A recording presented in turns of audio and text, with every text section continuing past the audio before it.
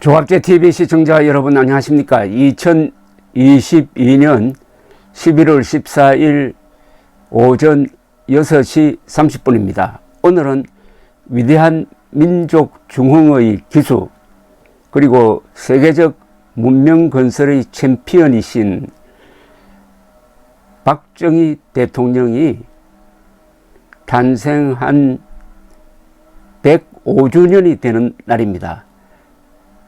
1917년 11월 14일 경상북도 구미에서 태어나셨습니다.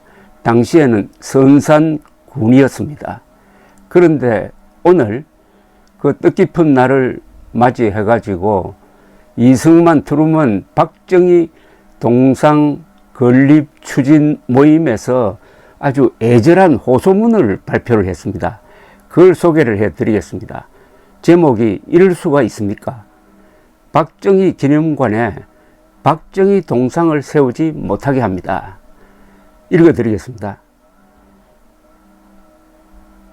박정희 기념관에 박정희 동상을 세우지 못하게 합니다. 민족 중흥의 기수 박정희 대통령 탄생 105주년의 날 국민 여러분 그리고 윤석열 대통령과 오세훈 서울시장에게 호소합니다. 정권이 바뀌어도 상암동 박정희 대통령 기념관에 민간인들이 성금으로 만들어 둔 동상을 5년째 세우지 못하게 하고 있습니다. 박정희 대통령 탄생 100주년이었던 2017년엔 우정사업본부가 문재인 정권이 들어서자 전해에 계획이 확정되어 있었던 기념우표 발행을 취소했으며 박원순의 서울시도 박 대통령이 논쟁적 인물이란 이유로 동상 건립을 막았습니다. 인물 기념관에 그 인물 동상을 세우지 못하게 한 것은 해군을 만들어 놓고 군함을 건조하지 못하게 하는 것과 무엇이 다릅니까? 세계가 20세기의 가장 성공한 근대화 혁명가로 평가하는데 논쟁적 인물이라고요? 코로나 사태 때 증명된 세계 최고의 의료제도는 누가 만들었습니까? 1977년에 시작된 세계 최고의 의료보험제도를 만든 그분 아닙니까? 수도권에 2,500만 명이 모여 살아도 물 걱정 안 하게 만든 이는 1970년대에 10개의 댐을 만든 그분 아닙니까? 세계 최고의 도시화에도 쾌적한 삶을 이어갈 수 있는 것은 산림 녹화와 그린벨트 덕분 아닙니까?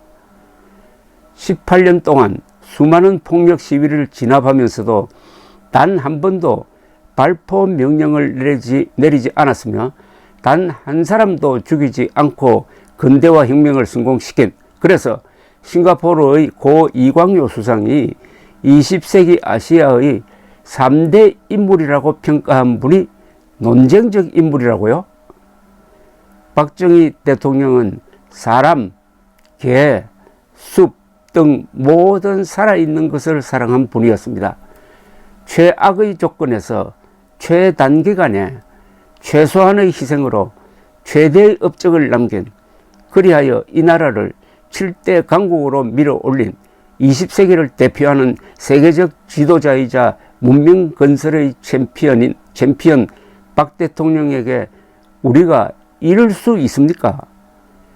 가난했던 시절의 서러움을 잊지 않는 일반 시민들이 마음을 모아 만든 박정희 대통령 동상을 세워 엄수사원할 것인가?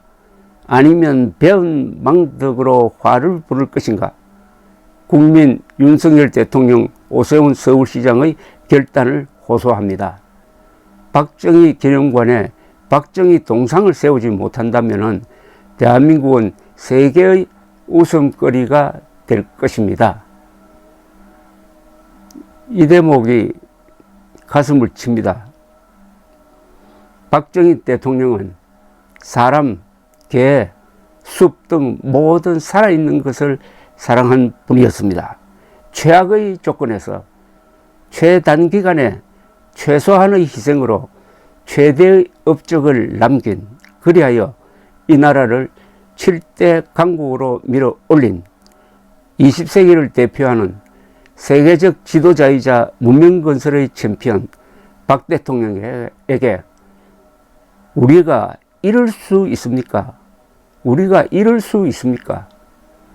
가난했던 시절의 서러움을 잊지 않는 일반 시민들이 마음을 모아 만든 박정희 대통령 동상을 세워 엄수사원할 것인가?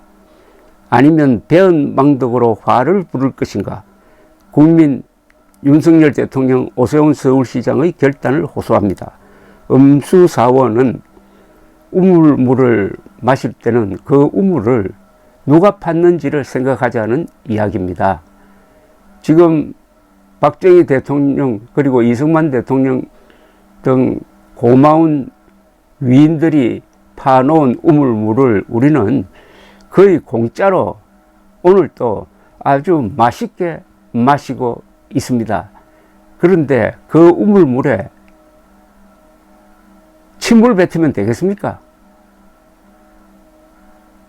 이럴 수가 있습니까?